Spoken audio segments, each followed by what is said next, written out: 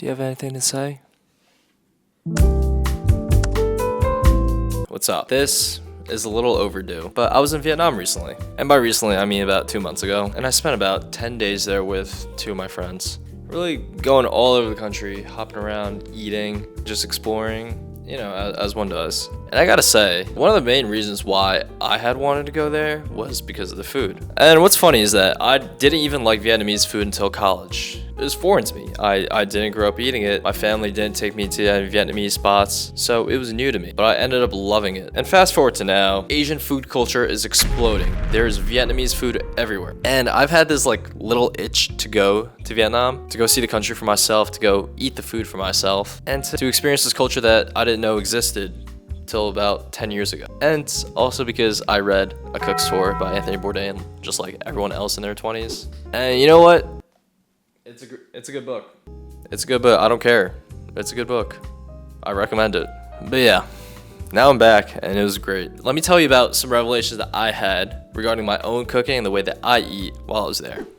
Let's take a standard American cheeseburger. You got a bun, lettuce, tomato, cheese, patty, maybe some sauce, and then a bun on the bottom.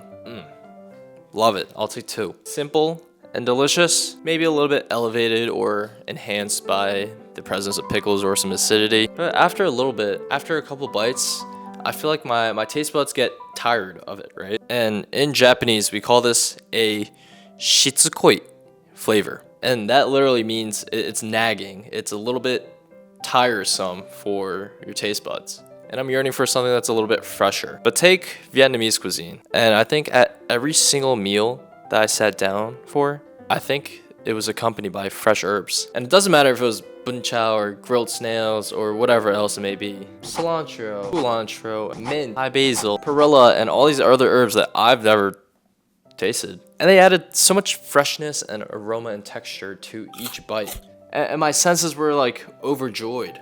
The presence of the herbs really lifted each dish. Right? You start with something that's around here and then you add herbs and it takes it up to here. And I want that. I want more of that in my life. And you know, I'm always a sucker for adding like chopped basil onto my pasta and it smells good. I want to use more herbs. I want to use more herbs in my cooking. In like real use case scenarios, I'm thinking like maybe like a bit of shiso in my Japanese pasta or finishing off with Thai basil in my stir fries. Just a little bit extra to take each dish to the next level. You know what comes along with fresh herbs for every meal? A bowl of nok cham. I'm trying to practice my pronunciation. And chili oil, and fish sauce, and salt, and vinegar, and ready to use to finish your bowl of pho to whatever level of spiciness you want it to be. I think in my head, I was always like, oh, like good food doesn't need anything else because the chef has designed it to be perfect. Maybe sometimes that's true, but now I've realized that good food can also be finished at the table, as long as you have a solid base. Maybe some people just can't handle the spice. That used to be me. Not anymore though. Or maybe some people enjoy their food really salty, like Nate, my buddy Nate. I think that creates a more welcoming environment because some people aren't put off by the presence of spice or salt, or it invites everyone to come and enjoy a bowl of food that they personally enjoy. And what's not to love about that? It's going to be more interactive by offering options. It allows everyone to still enjoy their food. But you gotta have a solid base though. The finishers aren't meant to compensate for mediocre food. It's meant to enhance, but it can't cover bad food, you know? I feel like I'm at a decent point where I can make a solid base, but to really take it to the next level, I gotta have some finishers. I mean, I don't have to have them, but it also looks nice, so. What if one day I'm like, oh, I'm feeling kind of peckish, like, let me go grab a bite to eat. Here in the US, I either have to drive somewhere or get DoorDash, or I don't know, if you're in a city, you can like walk down the block and hit your local deli or whatever. Let's say I'm in New York and I'm wandering in the West Village, I pass by an Italian spot that's booked out till the end of next week. Or I walk by a ramen shop and they serve bowls that are $25. And I'm sure like these places are great. Like there's a reason why they're charging $25 per bowl. Like I went to Ivan Ramen and I had a fantastic time, but it's not casual. You have to plan to be there in advance. You know what's casual? A sausage, egg and cheese at your local bodega. A piece of freshly fried chicken at a Japanese konbini. Or my bowl of michuakai at a random street vendor in the streets of Hanoi at 11 p.m. I wish America and the US had more casual food options. Every time I make plans with a friend, it's always at a restaurant where we have to make a res, and I'm not saying that's everywhere, but I feel like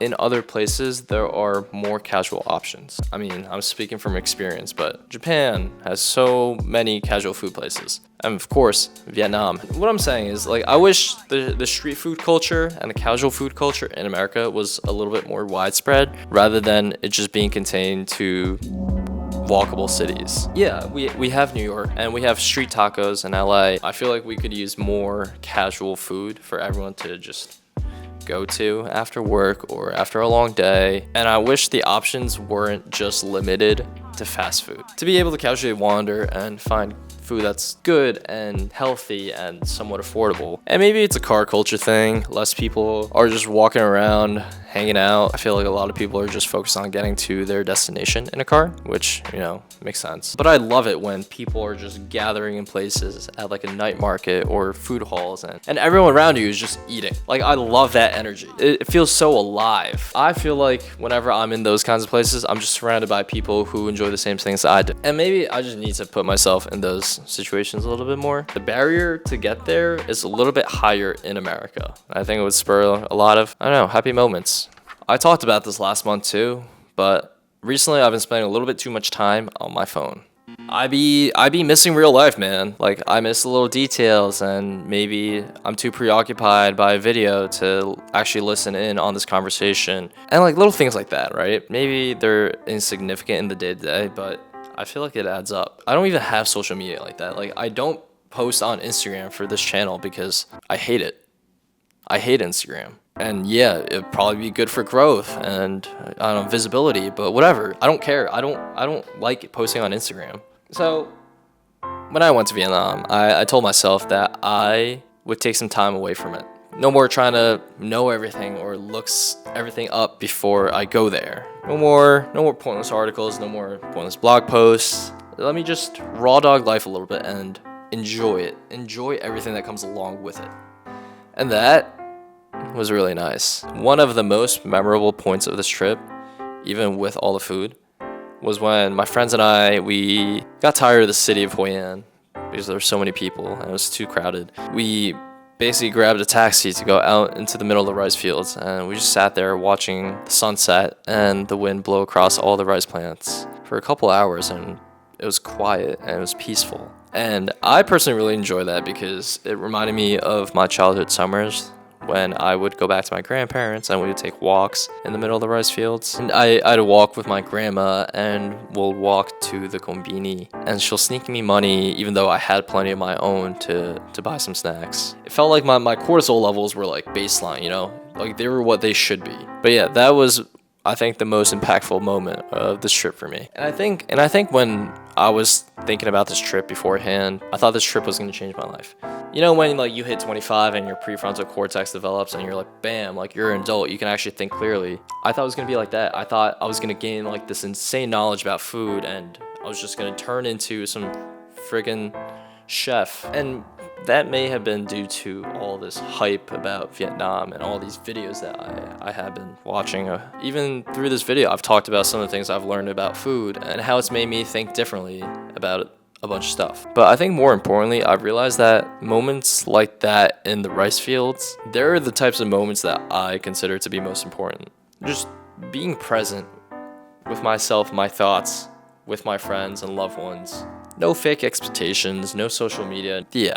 Yeah, that's what I need more of. Just being fully in the moment with my buddies. You can't buy that. You can't network that. So with all that being said, I think I want to treasure more of those moments in life. Let's hang out, man. Let's get up to some stuff. Let's go do some hot yoga or take a walk in the park. Doesn't have to be anything crazy. It'll still be a good time. Overall, this trip was for the books. It was a great time. I cannot wait to go back to Hanoi, one of my favorite cities of all time. I'll be thinking about when we climbed into the mountains of Sapa, or when I went back to back with my friends on this boat tour in Holland Bay for a while. So, thank you. And forgive my pronunciation, but come on, Pam. How do I say that? Toi se queli.